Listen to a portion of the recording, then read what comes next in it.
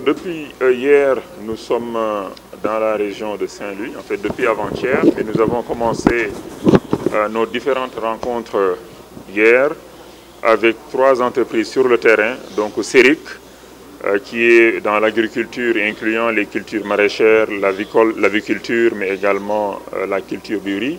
Nous avons rencontré la compagnie agricole de Saint-Louis, qui est une grande entreprise également, qui est dans la production et la transformation de riz, qui travaille aussi avec des producteurs locaux. Et ces 2 premières entreprises, comme je l'ai dit, ont bénéficié du dispositif d'appui pour la résilience qui a été mis en place par le gouvernement. Nous avons également rencontré la société Vital, qui est une rizerie, donc qui achète auprès des producteurs pour transformer et vendre son riz sur le marché local. Ce matin, nous avons rencontré une société donc de microfinance, c'est MEC Fairprodes, voilà, donc qui est une mutuelle qui sert essentiellement les femmes, avec plus de 24 000 membres, donc qui est donc dans la région de Saint-Louis, qui a également bénéficié d'un financement de 200 millions de francs CFA avec une garantie du FONGIP.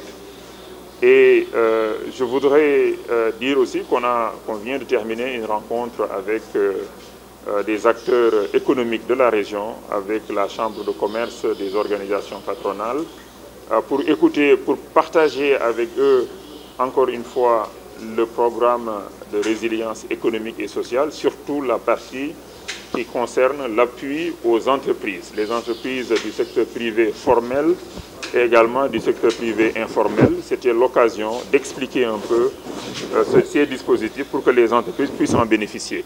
Nous avons aussi parlé un tout petit peu de la relance de l'économie nationale, le programme de relance sur lequel nous sommes en train de travailler sur instruction de son Excellence le Président Macky Sall. D'ici la fin du mois, nous allons devoir donc finaliser ce programme de relance qui sera approuvé lors d'un conseil présidentiel, donc bien sûr présidé par le Président de la République. Nous avons écouté vraiment les acteurs économiques, nous avons apporté des clarifications et nous avons expliqué que le dispositif de résilience, il est toujours fonctionnel. Nous avons aussi expliqué que l'État compte, dans le cadre de la relance, agir dans l'investissement public, agir pour faciliter l'investissement privé, agir également dans la stimulation de la consommation, mais surtout agir dans les réformes qui vont faciliter la vie aux entreprises, les réformes qui vont booster davantage notre secteur de production agricole, de transformation des produits agricoles, mais également le secteur de l'industrie, surtout l'industrie pharmaceutique, le secteur de la santé qui est extrêmement important, qui est affecté, le secteur du tourisme qui est très affecté dans le cadre de la promotion du tourisme local. Donc ce qui est à retenir, c'est qu'il était important pour nous de venir, comme nous l'avons fait à Dakar avec quelques entreprises. Nous avions déjà rencontré le secteur, le patronat sénégalais à Dakar, les associations syndicales, beaucoup d'acteurs, et il était important pour nous de faire la même chose dans cette région de Saint-Louis, dans la vallée du fleuve Sénégal, qui contribue énormément à l'atteinte des objectifs de sécurité alimentaire, des objectifs d'autosuffisance alimentaire. Et donc je suis venu avec une importante délégation, avec les DG de FONGIP, l'administrateur général du FONGIP, M. Doudouka, DG de la BNDE, d'autres structures telles que l'APIX également sont représentées.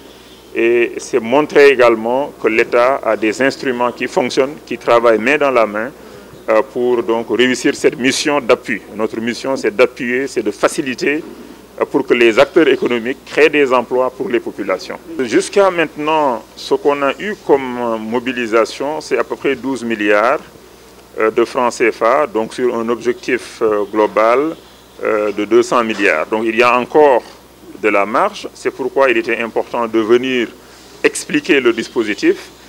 Il n'y a pas d'allocation par région, ni d'allocation vraiment par secteur dans le cadre de ce dispositif. Il y a eu d'allocation sectorielle que dans le cadre du tourisme, le dispositif du crédit hôtelier était dédié seulement au crédit hôtelier, mais le dispositif de 200 milliards et le dispositif que gère le FONGIP pour les sociétés de microfinance, pour le secteur informel et les TPE, il n'y a pas de budget alloué à des secteurs, ni de budget alloué à des régions. Toutes les entreprises, toutes les régions, tous les secteurs impactés sont éligibles. Mais dans le cadre de la relance, c'est tous les secteurs qui seront éligibles parce que nous voulons relancer l'économie. Que vous soyez impacté par la Covid-19 ou pas, dans le cadre d'une relance d'une économie, on inclut tous les secteurs. On privilégie l'investissement parce que c'est l'investissement qui maintient l'emploi ou qui crée des emplois. Et donc, la région de Saint-Louis, il y a eu des entreprises qui ont bénéficié. Nous espérons que d'autres acteurs économiques vont continuer aussi à bénéficier de ce dispositif qui est encore en place pendant quelques mois.